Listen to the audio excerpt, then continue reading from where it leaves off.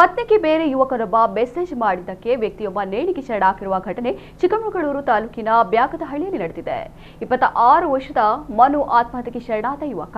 February 20ರ ರಾತ್ರಿ ಪತ್ನಿ ಹಾಗೂ ಮೆಸೇಜ್ ಮಾಡಿದವನ ಜೊತೆ ಮನು ಜಗಳವಾಡಿದ್ದ. ಗಲಾಟೆ ವೇಳೆ ಪೊಲೀಸರು ಹೋಗಿ ಸಮಾಧಾನ ಮಾಡಿದ್ದರು.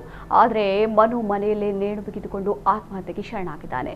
ಪತ್ನಿ ಮೇಲಿನ ಅಕ್ರಮ ಸಂಬಂಧದ ಶಂಕೆಯಿಂದ ಮನು ಆತ್ಮಹತ್ಯೆಗೆ ಶರಣಾಗಿರಬಹುದು ಎನ್ನಲಾಗಿದೆ.